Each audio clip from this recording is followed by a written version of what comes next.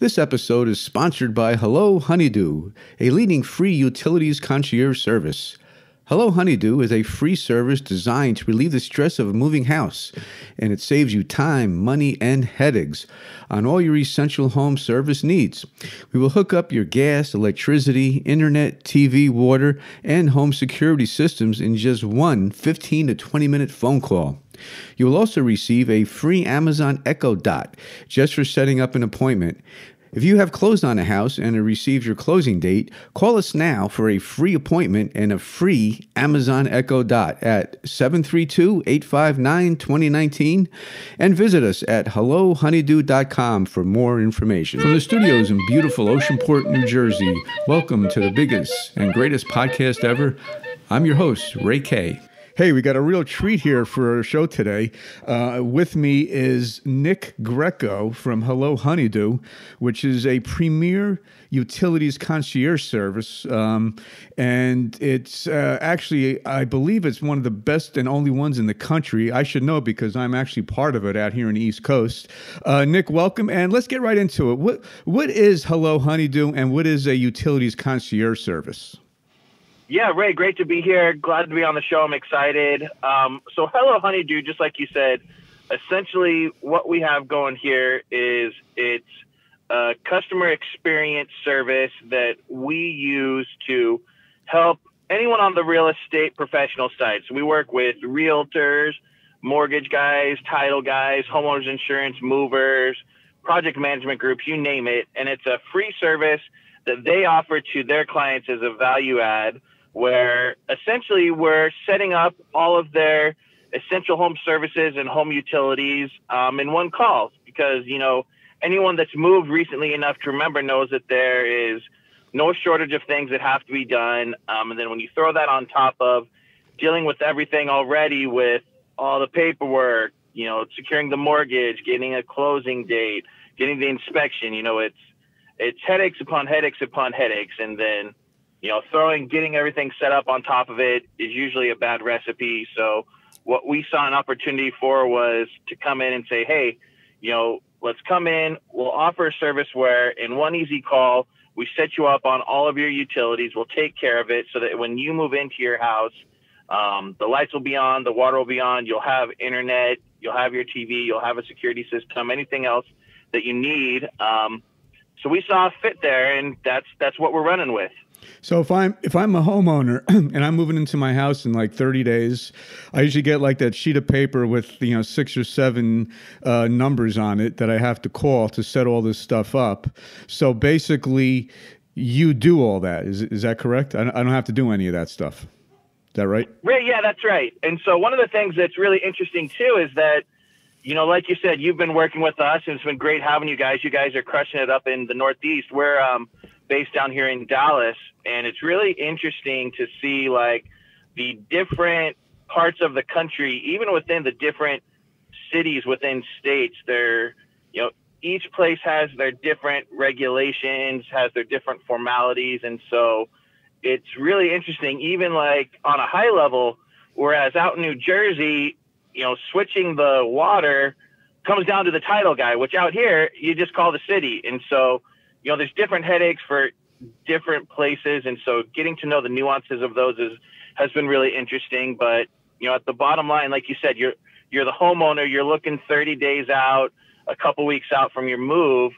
A lot of the times you may not even know what needs to be done. You know, here in Texas and up in New Jersey as well, both of the states are deregulated for their electricity. Out here, Ray, we've got a lot of people that are moving in from out of state, a lot of businesses moving from California where, you know, the market's not deregulated. And so they don't even know that they have to choose an energy provider. And then in New Jersey, it's similar. They handle the deregulation a little differently. You have to go back to the incumbent before you can shop the free market again. And so there's all these little nuances that take a ton of time and energy to research, to figure out as the consumer. And so we hop in and say, hey, you know what? As a free gift from your realtor or from your mortgage company or your title company, in one 15-minute call, we'll take care of everything for you, make sure it's taken care of. And most of the time people are very gracious. They understand how much of a headache it is, and you wouldn't believe on the back end, it's a headache, man. And you'd think some of the simpler things like just getting water turned on can be some of the toughest. So it's very, really interesting, but really exciting. So I'm the homeowner. My real estate agent or my mortgage guy, whoever, he's giving me this gift of this free service, it sounds. I call you, or I call the staff in Texas. I believe that's where all this happens, all this research. And in that 15-minute call, you guys have all the research ready. And then I pick, okay, I want that utility. I want that internet. I want that cable. I want that home security system. And boom, that's all it is. And then I go away. I don't have to worry. I just move into my house in 30 days and I'm done. Is it that simple? Yeah, right. One of the things I always joke about is that I almost wish that there was more to talk about because we try to make it so simple, but that's really it. We get their information from whoever wants us to invite them. So whatever real estate professional is, we'll have their name, their new address. And so what we do on our end is we've got a team here that goes to work doing the research, finding the best combination of price and services. We're not always going to go just for the cheapest thing because we don't want to stick someone with a terrible service just because it's the cheapest. So within reason, we research the best price for the area, the best service for the area.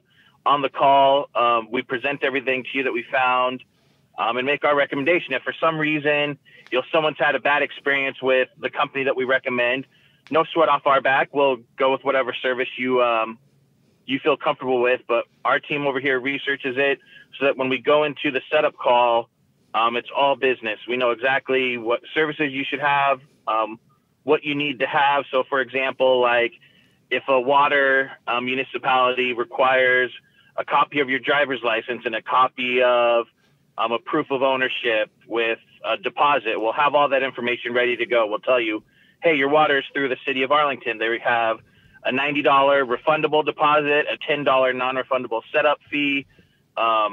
We'll need a copy of your driver's license, your proof of ownership. You can email that to this email address. So we go in very prepared. There's no lollygagging. Lollygagging is one of my biggest pet peeves. And so we're very quick about it and right to the point. Okay, now I'm taking my host hat off and putting on my real estate hat because when me and my partner Jim Dowd, the ex hockey player for the Devils, he's working with us on this. The reception's been astounding. I was impressed right away because of your pioneer vision. I mean, I never heard of such a thing. And out of about 128 contacts, about 127 of them have never heard of such a thing. Explain, Nick, is there no one else in this space? I know there's a few people in Texas. There's one, I think, some other place. I mean, it is a pretty new thing, right? No one seems to have heard of this in New Jersey anyway. What's the story with that? Yeah, so as far as I know, Ray, and I don't want to make it sound like I'm the complete visionary. There's a few companies that are doing something very similar out here in Dallas. What I saw, and then there's a couple companies that online that are aggregates. You can go there, shop the rates, things like that. Where we're really trying to take the company in the direction that I want to head into is not just building on, this foundational service of the utility setup, but I'm really trying to, push the company into a direction where we're building a customer experience service that's so powerful for the real estate professionals to use, right? I'm trying to empower them and give them a service that they can offer to their clients that will help them look better, that will increase the likelihood that they'll get repeat customers, that they'll get evangelical customers, because I want the service to be so good that the people we're setting up are telling their friends about it, are calling their realtor back and saying, I can't believe how great this is. Thank you so much. Down the road, I want to have a suite of things that we're doing to get feedback from these clients that I can in turn, give tangible assets to these real estate professionals so that they can have something that they can turn around. As a mortgage professional, the lifeblood of my business is the partnerships that I have with realtors. As a title company, kind of the same thing. So depending on where they're at, they're very dependent on the other real estate professionals. And so we want to empower them with things that they can not only use to have repeat business from their clients, to enhance their customer experience with their clients, but to turn around and be able to go and get more business from their real estate partners and say, hey, one of the things that sets us apart is we use this service. It makes the client satisfaction so much higher. The clients love us. And so, I think that's one of the things that we're doing that the few companies that are doing the same type of concierge service may or may not have the vision for, but that's really what I'm going for. And then I see down the line, even things that we can do from a technology standpoint, where hopefully the vision is to be able to change the way that people move into their home, the way that people live into their home. And so I think that we'll have things down the line too that further separate us from the few companies that are doing this home setup concierge, because there are a few that are doing it. And, even within Texas where they're based, to your point, Ray, to give you an idea of how big the market is for something like this, even most of the people that we're talking to down here in Dallas, I'd say 80 to 90% of them have never heard of this concept before. And so it seems to be a pretty open market. To your point, across the states, the people that we're talking to in other parts of the country where you guys are up in New Jersey and Pennsylvania, the group that we have in Ohio, we've got a couple of people down in the Carolinas. It seems like a really new idea to them, which it is. We're definitely on the forefront. I don't think the adoption curve is there all the way. So I think that we're on the front of that, which is really exciting. And I think that our vision for the company is it's very forward thinking. So I think there's going to be a lot of great things we're going to be able to do while using the home utility setup, as the foundation and basis for everything we're going to be doing in the future. Two quick things come to mind, Nick. One, what has been the reception? Like, what are the, when you hook up the customer, like what's their reactions? Like, how are they responding to the service? Yeah, you know what? From the customer standpoint, Ray, they couldn't be more gracious. And I think that they understand that sometimes there are still going to be hiccups, but taking all of those burdens off of their hands, even when something small does come up, they're still so understanding and so gracious, because it's a ton of time that we're taking off their hands. It's a ton of headaches. We've even had clients that call back, like I said, their realtor or their mortgage guy. I've got a really good partner down here who coincidentally happens to be a guy from Long Island. He's an in-home sales agent with a model home builder. And, we've had probably half a dozen of his clients that we've set up, and they are texting him, telling him, hey man, thank you so much for putting me in touch with Nick. It was such a great experience. And these are people that for the most part have already moved into their homes. We're just helping them after the fact, and they're still so grateful. It's been really widely accepted, which is really fun, because from a business standpoint, I've always known that I wanted to do something for myself. Been involved with several startups on the ground level, and that was more of an opportunistic thing. There's a few things that I'm passionate about outside of like New York Yankee baseball, outside of my family. And so it's great that we've landed on a service that it's really impactful. The people really, really enjoy it. You can tell that we're taking a lot off their hands, and our partners really enjoy it. You can tell that the ones that are really grasping it and running with it already have really positive feedback. So they're already starting to reap some of those rewards of, seeing the positive customer experience and elevating their brand. Now the website, Nick, www.hellohoneydo.com says we save you time, money, and headaches. Do you also save the customer money? I mean, there are discounts on what they could get if they did this on their own? Yeah, so depending on where they are, depending on the services. So for example, with some of the energy providers we work with, we have access, because of our vendor relationships, we have access to rates that they wouldn't normally be able to have on their own. So that's just an example. And then most of the time, just simply by shopping the market fully, we're able to save them quite a bit of money from the choices that they'd had before. And one of the things that is just a nuance of the industry, it's not unlike cell phones where, these providers are very much geared towards the new customer. And so a lot of the times we're able to switch them to get them new customer pricing. There's things that we can do strategically on our end to, even if they have that service, for example, if someone has been with a certain internet and TV provider for several years, their bill could very well be over $200. Whereas if we're able to switch them, even if it's that same provider, a lot of times we can get that bill down to under 100. So it's, there's different things that we're doing to save them money. And it, like you said, I guess depends on who you are. It depends on which part of that value proposition you like best. Saving the time. For me, it's the time. I hate spending time on the phone with customer service people, 30, 40 minutes. You find out you're not even talking to the right person. I make my wife deal with that stuff. And so that to some people is the most important. Some people, they just want to save as much money as they can. Some people, I guess the time and headaches kind of go together. They're busy. You've got a lot of dual income families that are working. You're dealing with a move. It takes days worth of hours to just pack your house alone. So you throw that on top of people have church and they've got outside work activities and they've got kids and they're running around. So, anything you can do to help save them one of those three things, time, money, headaches, can go a long way. Yeah. I mean, it's an amazing thing, amazing service I'm finding. Plus, you're giving out a free Amazon Echo Dot just by setting an appointment up.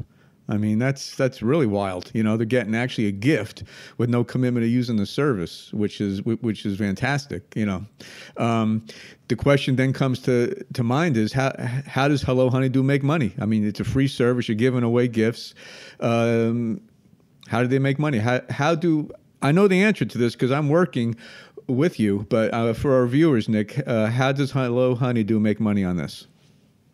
Yeah, so that's usually one of the first questions we get asked, right? Whether it's from a customer or whether it's from a potential real estate partner, because we tell them, hey, it's a free service to offer, it's a free service to use, and they think that it's amazing, but they always say, hey, well, how do you guys get paid? And well, it's the fifth question I asked you. That was the fifth one I asked you, not the first. Yeah. Okay. So I usually just say on a hope and a prayer, and it gets a laugh. But really how the model is worked, Ray, is that we're getting paid from the third-party vendors. Okay. And so one important thing to understand about us, too, that helps people understand how we work, we're contracted with most of the major vendors when it comes to electricity, internet, TV.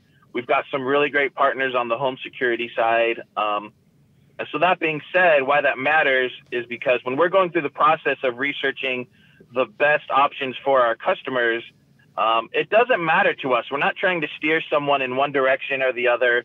We're never strong-arming someone trying to sell them something. It's just not in our model. It's not what we do. Because we're contracted with most of the major vendors, we're simply making the recommendation on what's important. And then when we hook someone up with that service, we get an affiliate fee, and it's totally dependent on which provider it is. It could range from not that much to a little bit more. And so for us, it's much more important to offer the service as a whole. So like I said, when we're setting up a water, a lot of the times that's the most cumbersome, and we don't get paid from that, believe it or not, but the city of Dallas isn't paying us to set up water customers for them. We do that as a value add because we want to deliver a complete solution where we're handling everything from your electric to your home security and everything in between. Because some of these other utilities, I think they just, from what I understand, just hook up the stuff they get paid for, right? They don't hook up the water. Some utilities, some of them just want to hook up 2 or 3 things. Hello Honeydew hooks up 6 or 7 things, like everything, like the full package, whether or not, Hello Honeydew gets paid. And the money does not come out of the customer side, right? It comes out of the affiliates, and I guess I'll call it, as far as getting paid. Is that right? Exactly. Okay. Yeah. So, as far as I know, and I don't mean to talk about any of the other companies, I don't know a ton about them, but I know there are services out there that they're only trying to set you up on things that they get paid for. That's not really our vision. Like I said, we're trying to deliver a customer experience service that elevates our partners. And so part of that is that we offer the complete service of the essential home services and utilities hookups. So we cover everything, even the ones we don't get paid for. And then that's correct. So for example, like if someone lives in an AT&T area and we set them up on an AT&T internet and TV package, then we get compensated from AT&T for that. So that's how it works. And it's really great because it enables us to offer the service for free for the customer to use and for the real estate professional to offer to their customer. Okay, so the real estate, which I'm finding out, they just love the service because they're looking like the real hero because they're be able to give their customer this great thing, not only Echo gift, but this service of of a 15-minute one-time phone call situation. So they're really looked upon as heroes, along with mortgage guys, whoever brings it in. How does it work, Nick? If I know we're doing great in the areas you're in, what if someone called you from Minnesota? I mean, is it a learning curve? Now you got to figure out who the utilities are, or you have a database to know exactly. I know there are some of these things are national, like AT&T. How does it work when you go to other areas of the country, like for the first time? Is there any difficulty in that? Yeah, so anytime we're penetrating a new market, there's always a bit of a learning curve, especially as a newer company. One of the things that as we grow, we will get better is that, like you said, we'll have a database. So we know that someone's moving into a certain part of town in a certain neighborhood. For the most part, we know what their services are going to be. Sometimes there's nuances, but for the most part, we can understand that. Whereas when we're learning about new areas, and sometimes take it as you will, good or bad. Sometimes we don't find out about certain things until we're trying to actually set it up. There's just some things that we try to do our best to research as thoroughly as we can. But some things we don't learn until we're actually trying to set up. But then we learn from those, and then anyone in that area we understand. And so, when we're getting someone in a new area, we go through the same process of researching based on their address. And then a lot of the times it is based on most of the times it comes down to the municipalities or dealing with the governments in the different areas, depending on, certain things that they require to set up that aren't always really easily found on their website. So it's just more work that your researchers have to do. In other words, instead of, new area, you're doing the legwork. So it's just more time, I guess. You got to pound the pavement or make some more calls, and eventually, you find out all the necessary information, and then you relay it, to the customer on that phone call. Is that right? It's just more work you got to do, but you do it and you find out, and now and then you go on to the next one. Exactly. Okay. How did you, Nick? How did you get into this? I know you were on the verge of, I know you're a big baseball player. You're big, verge of some big great things, and just briefly describe your path to this and how you got, on this road to where you are right now, if you can. Yeah. So just in the immediate, not too distant future, Ray, my background has been dealing with startups. I've been in the right place at the right time a few times. To where I've been the first employee at a couple startups in the digital advertising and digital marketing field. And so a lot of my experience has been, from the ground floor, building a company from basically just one or two employees up.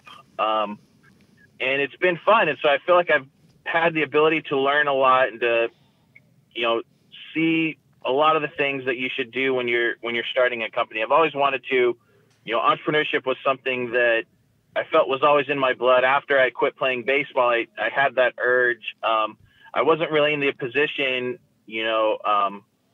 means-wise to do something on my own initially. But I felt like it was the next best thing. I had some really great people that I were working with, people that had built companies before. So I felt like I was able to learn a lot. And because of the experience that I'd had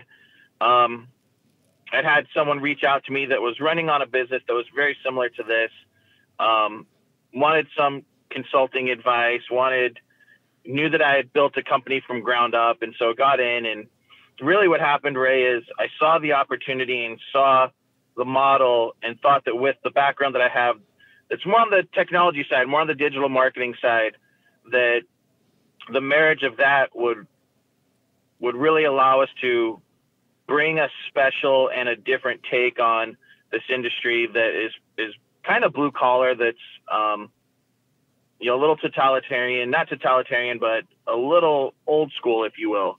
And so that's where my background comes from. And that's the vision that I brought into, this company. And like I said before, for me, the essential home services setup is really going to be the ground floor and the foundation for some other really cool things that we'll be able to do. But that being said, also with the last company I was with, we had digital marketing tools that we used to empower marketing officers at companies, whether it was a director of marketing, whether it was a CMO, whatever the case may be. And so with our services there, we were really focused on helping those marketers look good. We wanted to empower them. And I'm bringing that same philosophy into what we're doing at Hello Honeydew, where I want to use our service and in the future our products to really empower the real estate professionals, help them build better businesses for themselves, help them have more happy clients and repeat clients and evangelical clients in the future.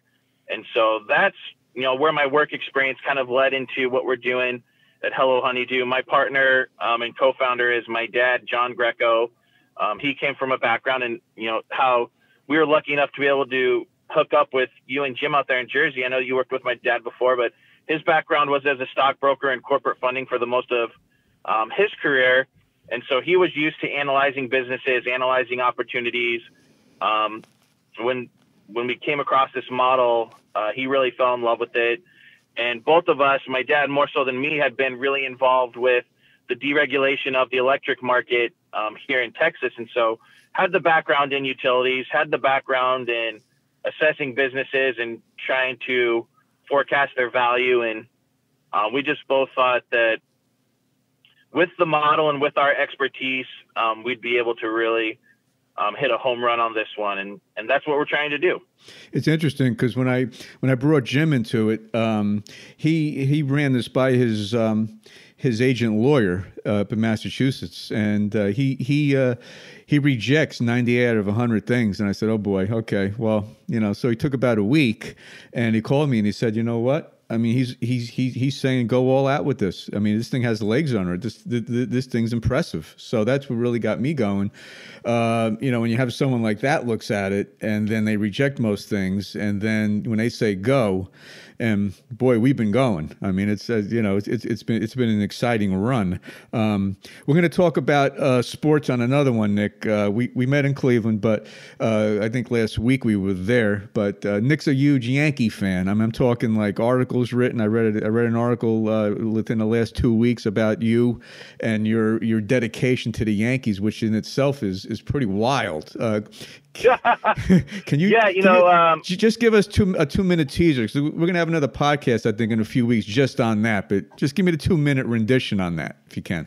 Yeah. So, and it was really, I really enjoyed the conversation we'd had, Ray. We were stuck in this airport, and you were just kind of asking me about it. So I'm a big Yankee fan. The longer time goes on, the more I understand that I'm kind of like on the far side of the spectrum of extremely fanatical Yankee fans, which I didn't realize. My family always just loved the Yankees, and I figured that most people that like their sports teams were the same way. But I guess where it started was I played baseball growing up. My dad played baseball, so he taught me. And so from a very young age, 4 or 5 years old, my life was baseball. I didn't really play any other sports. I played football just for a few years in middle school because that was the only sport in middle school. Didn't have baseball in school yet. So from a very young age, baseball is what I was passionate about. Spent a lot of time, I was born with a lot of natural abilities, which I'm very grateful for. But one of the things that set me apart was I loved it so much, I just worked harder. And looking back, I don't think that it's so much that I just wanted to work harder than everyone. It's just that I loved it so much, so it's all I wanted to do. My friends and I were hanging out at the batting cage after school. We were throwing. We were going to indoor batting cages at night. I just couldn't get enough of baseball. And, my baseball career came to an end because of an arm injury. It kind of changed the trajectory of that I was on and never really fully recovered from that. And, that being out of baseball, then being out long enough to kind of make up with it, come back, coincided with the time that because of technology, one of the things that we talked about is it's great being a Yankee fan, especially 15, 20 years ago, because they're the Yankees, they're still on ESPN more than the other team. And so even though we're not in the Yankee area or the Yes Network area, we were able to watch a lot of the Yankees. Nowadays, because of the technology, you're able to watch any team as many times as you want. There's podcasts that are dedicated only to the Yankees. You've got Twitter where it's like a Yankee community on there. Because of technology, it's changed the way that fans are able to interact with their teams. And so as I was coming back to baseball and really watching and loving it again, it coincided with the time where, the MLB at Bat app was out. And so I'm literally able to watch every single Yankee game. Social media is out. And so you're interacting with a lot of players. This is a really funny one. This isn't a Yankee thing, but just to show you, and this happened just yesterday, Ray. So okay. I didn't even tell you this yet. I'm on Twitter, and I follow a lot of Yankee people on Twitter and some baseball people in general. And there's a guy named Rob Friedman. His Twitter handle is the Pitching Ninja, and he just does a ton of cool pitching highlights, pitching videos. I was a pitcher, so that's what I love. And he had a highlight of Marcus Stroman pitching. Stroman, of course, is with the Toronto Blue Jays, but he's a New York kid. He's from Long Island. And overlaid on top of the video was a rap song, and I wasn't really paying attention, but as the video continued, it was a minute or two long. I was like, this rap is about Marcus Stroman, and I think that it's Marcus Stroman rapping it, because I had heard, one of the podcasts I listen to on a pretty regular basis is R2C2, CC Sabathia's podcast with Ryan Rucco, and they had Marcus Stroman on there one time, and he was talking about how he's into music, and so I was like, yo, I think that this is Marcus Stroman rapping to his song, and so I just made a comment, and I tagged him in it. I was like, bro, and then I tagged Marcus Stroman. I was like, is this Marcus Stroman rapping his own song over a video of himself pitching? And Marcus Stroman replied to it and tagged me directly. Okay. So I thought that was pretty cool. But that's like the second or third interaction that I've had with major league players on Twitter. And so, 5, 10, 15 years ago, that would have never happened. And so I think technology has made it to where you can become a more fanatical fan because you have kind of these interactions with the players, or at least they're not too far away because you can follow them on the social media. The technology makes it to where you can watch every game. And so I think that combined with my upbringing in baseball, combined with, the love of the Yankees being passed down from my grandpa to my dad to me, it's just kind of the perfect storm for really a 32-year-old guy in 2019 that's just an absolute Yankee fanatic. When I was a kid, we just had the baseball cards. I mean, that's how you knew all the players, I mean, you had one channel. So, I mean, now, it must be the ultimate time to be a fan. You got all this stuff, in football, they got the, what do they call it? The, those fantasy leagues. Is it big in baseball, that stuff, or is that mostly football? Fantasy league? Yeah, so they do have fantasy leagues, and I'll do one. I've been in a few. The fantasy baseball leagues can be a lot more time consuming because you have to set your lineup every day in some of them. I know that people get a lot deeper into fantasy football, but I've got some buddies that are in 2 or 3 fantasy baseball leagues a year. About every other year, I'll get into one with a group of buddies. It's fun. I don't do it religiously. It's one of those things where, because I'm so tied to the team where I'm watching a game every day pretty much, it's almost like doing the fantasy is just a little bit over the top for me. So right. It's fun, but yeah, I think that for the most part, people are a lot more fanatical about the fantasy football than baseball. Well, we'll talk more about the baseball stuff on the next podcast, which I appreciate you coming on for. We'll just talk exclusively about that. So I'm pumped up because I happen to be a big Yankee fan myself. Quick advice. I got a 9-year-old that's starting to play baseball, and he's pitching. He's trying to throw curves, and I'm telling him, your arm's not ready yet. At what age should a kid start throwing the curveball? Would you say, Nick? Is Yeah, is that's a 9 too tough young? one. Is 9 too young, or is it okay to start? Or I'm just afraid he's You know, going to I throw would his arm say out. I would say 9's too young. One of the things, and I've been out of the game for a while, but you know, I went back and I coached a little bit at the high school level. One of the things that I think is kind of crazy to me, and I played really competitive travel ball, so I understand that world, but I think that kids are getting involved. You know, they're specializing and they're focusing on it so much, so young, that there's almost that pressure to start getting into those types of things. Like they're trying to throw curveballs and sliders because they see, you know, part of the, I don't know if it's a blessing or a curse yet. I guess we'll find out. But one of the things that's really cool is, you know, for the kids, they have access to it all the time. They can watch their players more. They interact with their players on social media. You know, there's no shortage. There's a plethora of information you can get on YouTube where you have like pros showing how they throw certain pitches. So as a young kid, you see that and you want to emulate your favorite players and you want to do that stuff. But, you know, in my opinion, and take this for what you will, I think that especially at 9, it's just too young. You know, they, for the most part, they don't even know what they're doing yet. They don't have sound mechanics. Like it's kind of like with the business, you know, you got to build the foundation first and then work from the ground up. You know, make sure that a kid's got solid mechanics first. He's got good balance. He's throwing to where it's not going to strain his arm. He's using his whole body. And then for me, one of the things that set me apart is the first pitch that I learned after my fastball was a changeup. I had a couple professional guys that I took pitching lessons for, or from guys that were at the MLB, and they talked about learning the changeup. And I think that one of the things we see in the game as a whole is you got more guys throwing hard than ever, but not as many pitchers, even at the major league level. And so I think that if a kid learns a changeup first, it's going to be way safer on his arm. It builds a strong foundation, and it's going to set him apart because I really don't think that there's a lot of kids learning that these days. You know, I'd say depending on the kid, start spinning a curveball like once he's developed. Maybe, you know, if he hits puberty at 12 or if he hits puberty at 13, like get to the point where he's big enough and strong enough to throw it to where it means anything. A 9-year-old is just going to be, it's going to be a gravity curveball. You know what I'm saying? It's not going to be moving because it's biting so much. But a gravity curve, I like that. Right, it's just going to sink. But that's what I'd say. You know, you want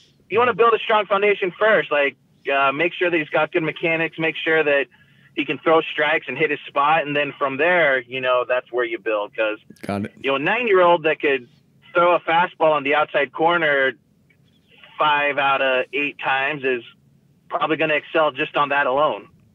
Right. Okay.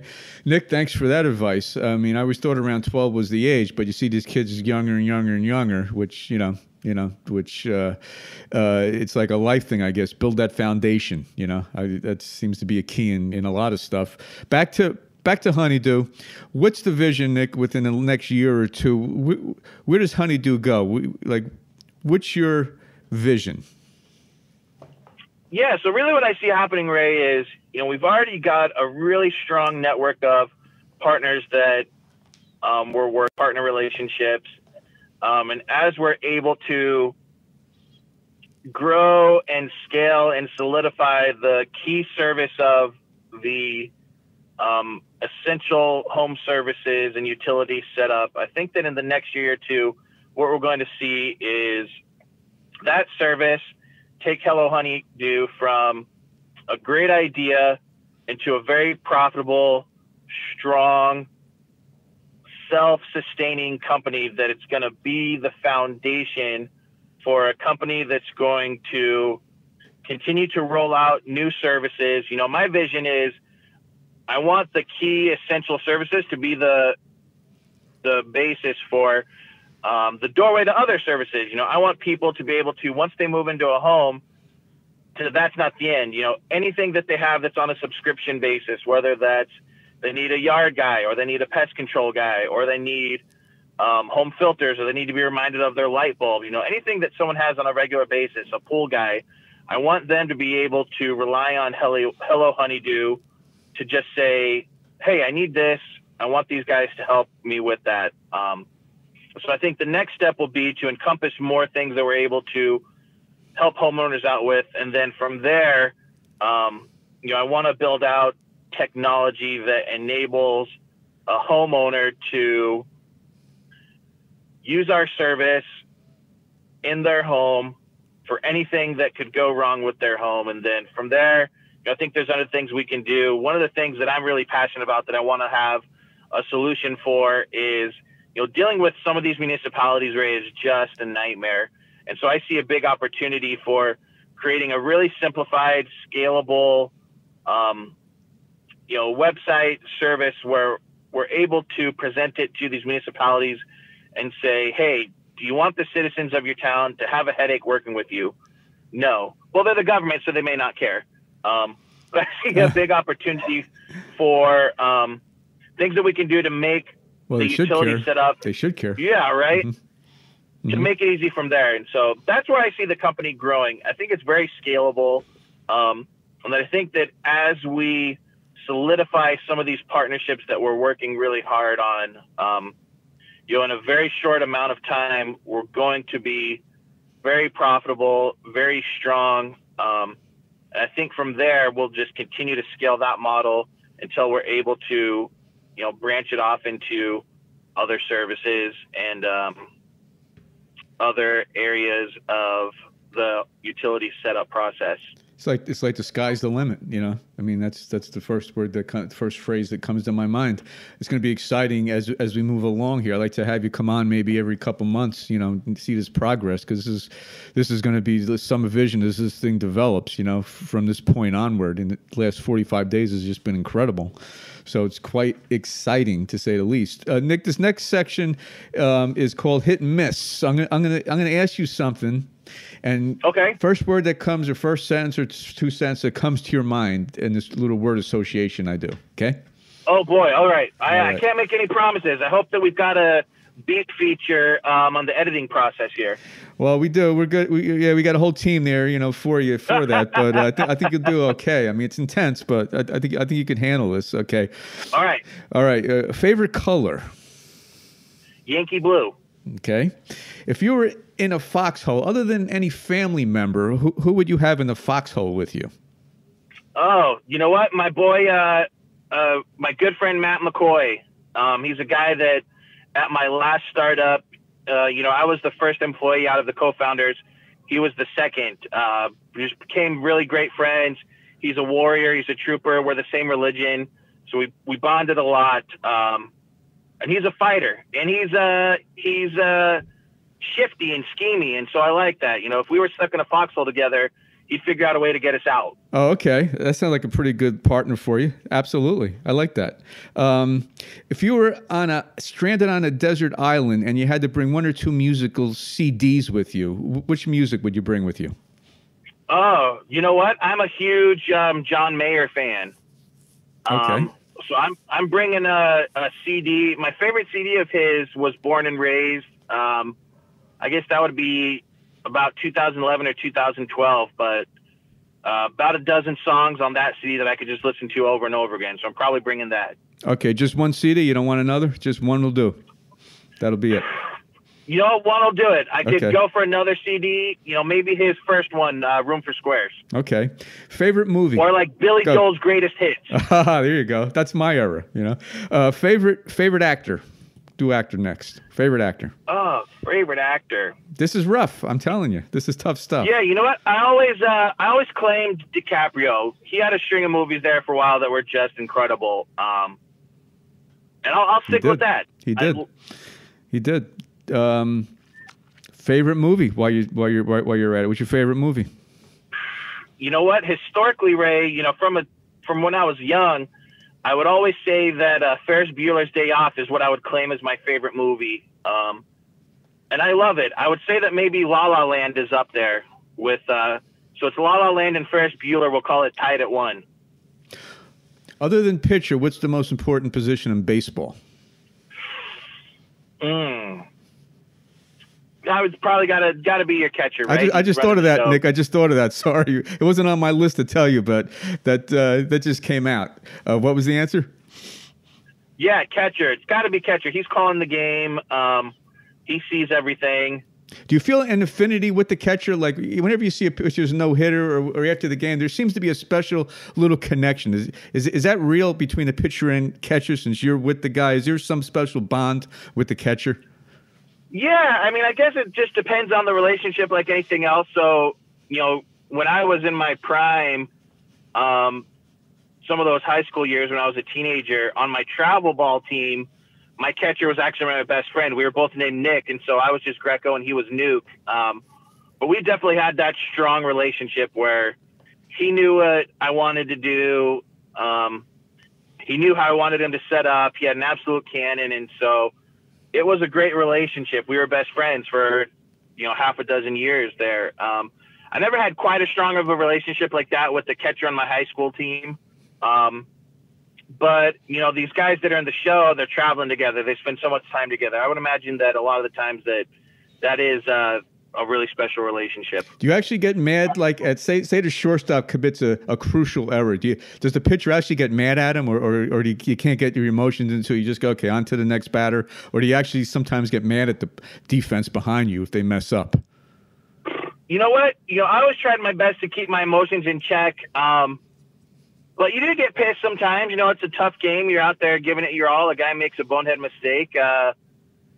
You get pissed, but you try your best to keep your composure. One of the things that you don't want to see is a young guy losing his cool. And so I think that's another really valuable thing to teach these kids. And that's one of the things that I was fortunate to be surrounded with some really great coaches who'd made it, to the show that have been there. And so that's one of the things they always taught was, have a game plan in your head, keep your composure.